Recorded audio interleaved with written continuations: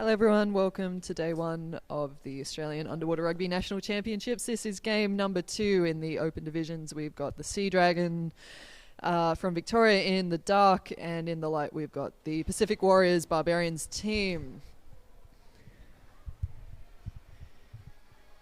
Shooting this end for this half is the Seadragons.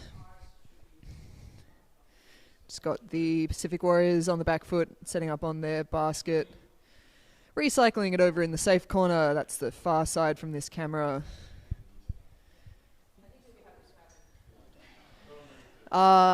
This is the second half of this game. I think the score is 2-0 to the Seadragons. We got Rob streaming into the goal. Sorry, that's Kui. Passes off to, beautiful pass around the basket. Shot on goal, but he's not quite able to get away. Sebas passing to his teammate who finds Lucky. Thanks. All right, nice possession from the Seadragons here, holding onto the ball nice and tight. I think that's Kui again, swimming around the basket, finds his teammate, might be one. Throws a pass, doesn't meet Daro, he's managed to pick it up. Bit of contested ball play there.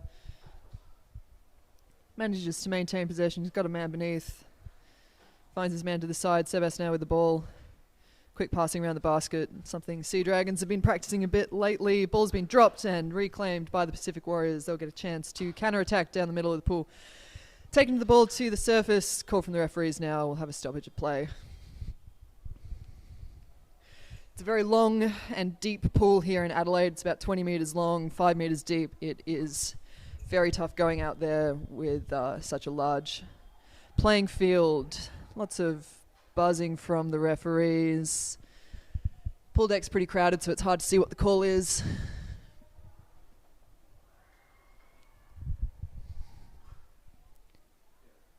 I think it's half-time, folks, so we're going to go into the half-time break with Seadragons leading this game 2-0. They scored a very early goal in the first half. Kui came straight from his car from Melbourne and into the swimming pool, slotted one into the basket, and second goal, didn't see who put it in there, but it came a little later in this first half. Pacific Warriors, a new team entering this tournament. For 2026, they are a Queensland-based team with, I think, some support from around the grounds. They are not eligible to win the tournament. However, they can play in the grand final. So a bit of a shake-up for the men's division this year with one team ineligible but competing nevertheless. Victoria Seadragons finishing third at last year's tournament, knocked out of the grand final in a penalty shootout, which they lost. Looking for a bit of redemption this year after a bit of a heartbreaking finish last year. Pacific Warriors with a lot to prove, the first time in the tournament.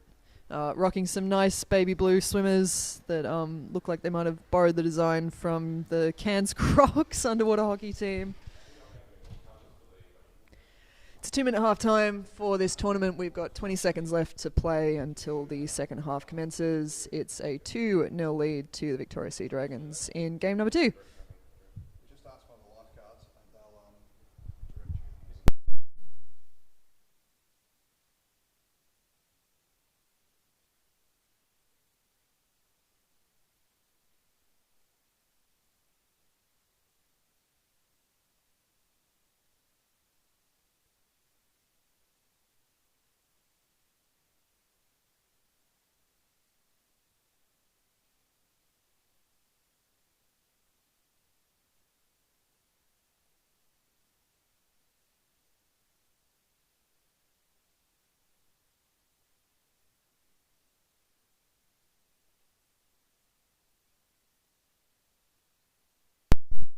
Okay, should be time for a restart in game number 2. Deck ref gone for a little jaunt around the grounds, but he's back on deck now. Had some teething difficulties as usual for the first day of the tournament. We're having a few issues with our buzzers, a few issues with our protocol table, but no doubt they'll be ironed out as the day goes on. We've got 4 cameras in the water today. 2 of them are currently offline, so when the play is in the Seadragons offensive half and the Pacific Warriors defensive half for this second half of the game. We might have to use our imagination a little bit. Unfortunately, we don't have camera coverage. I'll do my best. Got a nice clear view of the pool deck from here, but it is 5 meters underwater, so I won't be able to see the play-by-play all that well. All right, 16 called.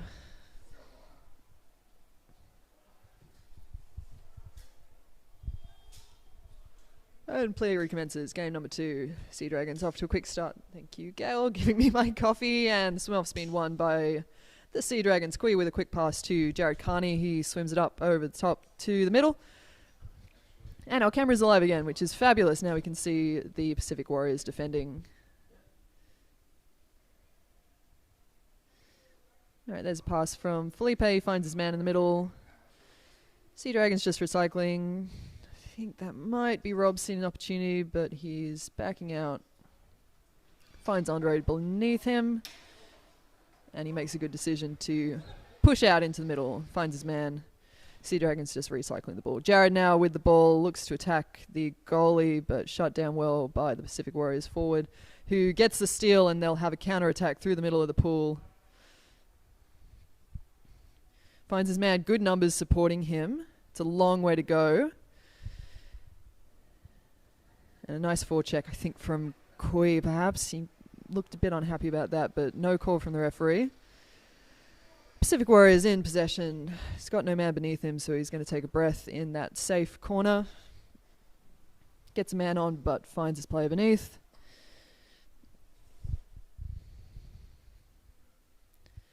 Chance now for Pacific Warriors. He's going to come into a fully set basket. If he's got a teammate around him, though, it could be dangerous for the Seadragons.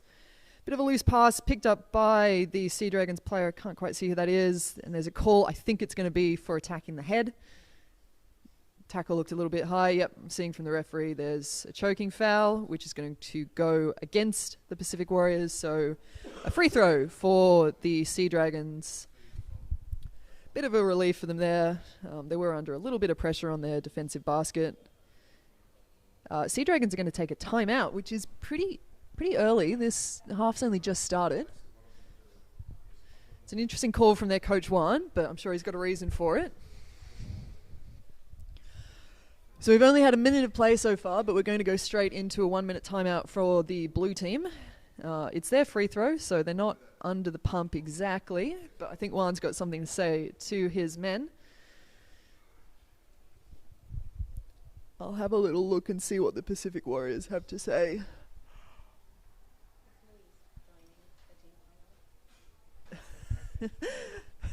I hear that the cavalry's arrived for for the Seadragons. Louis Spenceley, the late arrival for the Seadragons. Apparently his flight was delayed. That's why you don't fly on the Friday, folks.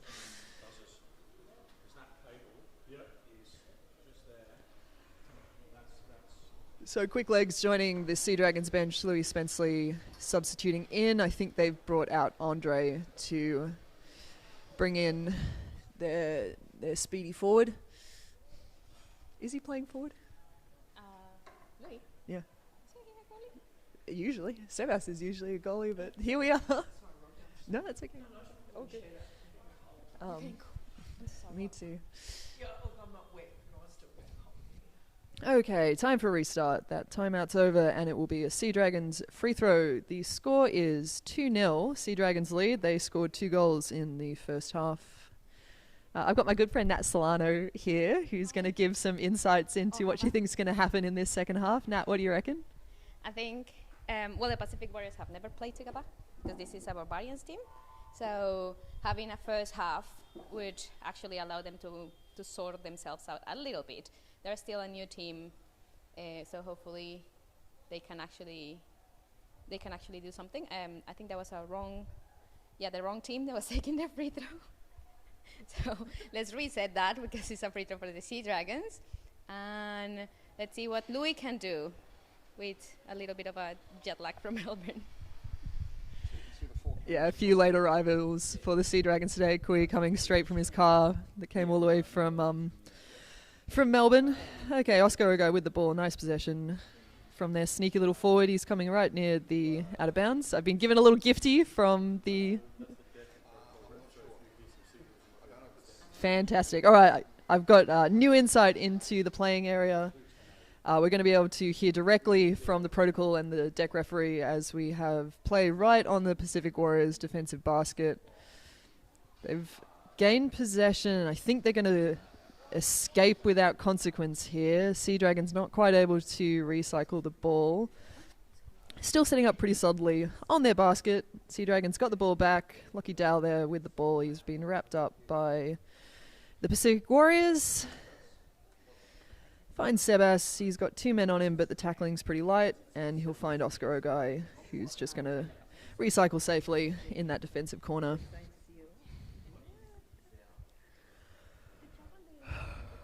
Nothing much to see here, folks. It's pretty standard play of just taking it to the safety area. Seadragons, not a lot of pressure on them now with a 2-goal lead. Pacific Warriors are going to need to make some magic happen in the next 7 minutes. They're 2 goals down. Wouldn't take much to get a change in this game, though. A quick breakaway goal would put them back into a position to even out this game, but Seadragons with possession here. He forces the back up. He's found his man who looks to try and slot it into the basket. Can he do it? I think the Pacific Warriors defense is going to be too good. The goalie's still on the basket, and the ball's been wrapped up, coming up over the top of the basket. Pacific Warriors with no goalie, but the play is so wrapped.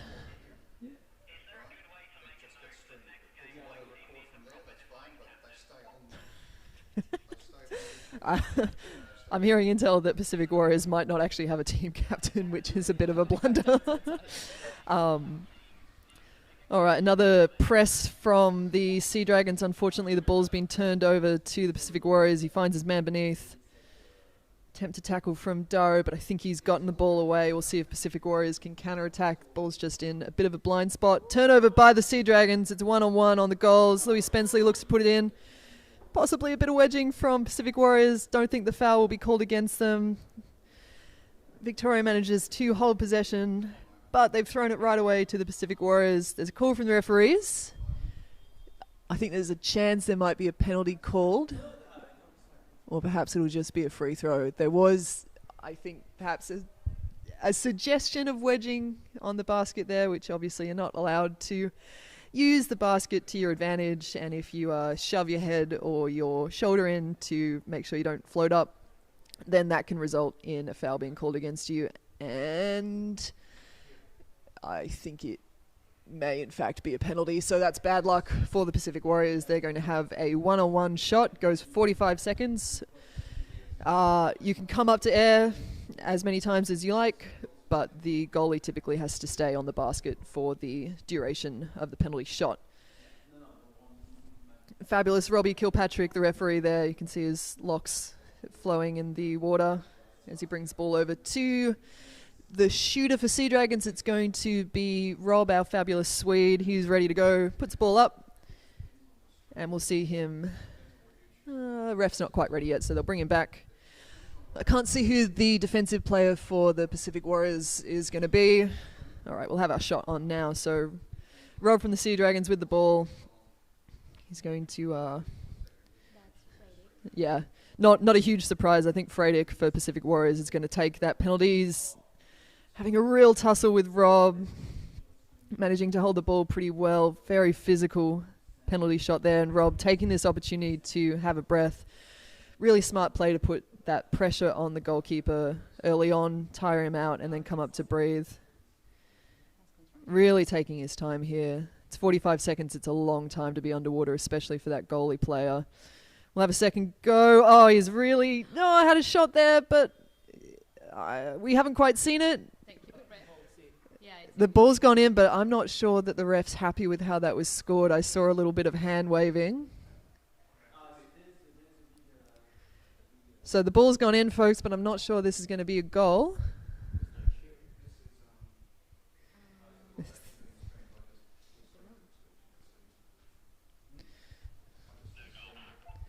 All right, I'm hearing from the deck ref that there's no goal, so a successful defense for, I think, Fredic from the Pacific Warriors. So very good effort. It's very hard to defend these, especially when you're underwater for so long. Wasn't quite able to see what the foul was. What? What? Drop ball? Oh, okay. So the Seadragons player seems to have fouled the defensive Pacific Warriors player, which means no goal. The score is currently 2-0 to Victoria. We've got about 5 minutes left to play. So in this tournament, the penalties are taken with effective time, so the clock does not stop. It's only 10-minute halves, so it's a pretty quick game. The clock is still running despite nothing happening, which is a bit of a shame. The men are going to lose some playing time. Don't really know why that clock's running. It shouldn't be.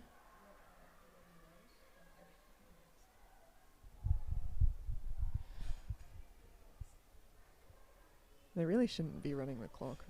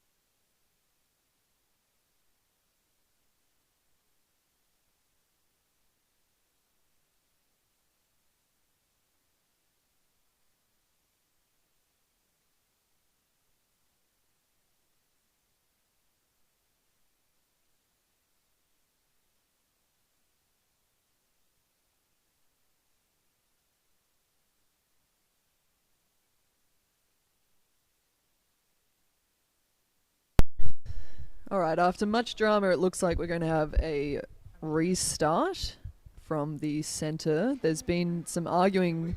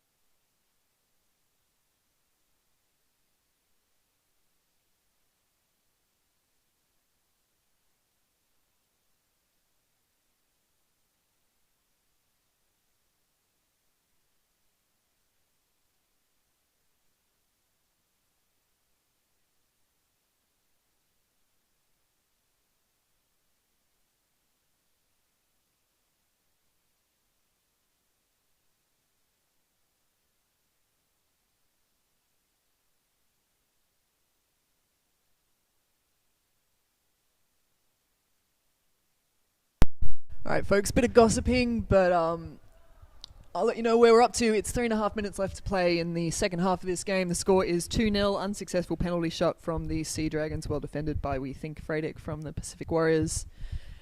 Despite that strong penalty defense, they haven't had a lot of success clearing it out of their defensive 3 meters. Seadragons have just been putting pressure on them quietly, maintaining possession pretty well. Not really able to capitalize on opportunities this second half. They haven't really looked like scoring, but then again, neither have the white team. Oh, no trouble. I do think going into their next game, Pacific Warriors probably need to have a think about what they do in positions where they're down a goal or two. They're setting up a pretty solid defense and not really taking any risks. The trouble is it's hard to turn the ball over when you do that. So I think something for them to think about is setting up a more aggressive defense, taking a few more risks. It kind of doesn't matter if they get scored on now. The urgency is to get the ball back and try and put a goal on the board for themselves. Just a little bit too conservative.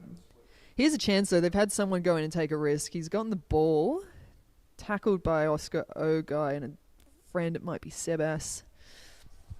Contested play. He's found his teammate. They might have a chance to exit here. Who's going to go with him? Got to exit from the basket here, boys.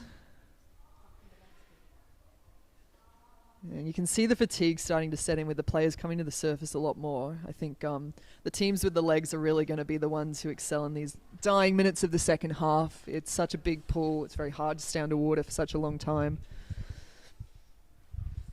But I suspect as the day goes on and as the tournament goes on, we're going to see a lot of surface playing as teams start to get fatigued, as seems to be happening now. Pacific Warriors have had the ball for about a minute. They haven't been able to exit, and I think it's because they're not quite getting the numbers to support on the counter-attack. Seadragons doing a pretty good job to forecheck. They do have a chance here, but again, he's not really getting the support. His teammate's not in a great position to receive the ball. He has gotten it, and he's thrown it to his mate. Finds another player again. It's still very contested, but they are making some ground. Got to stay underwater here, mate. Don't come to the surface with it.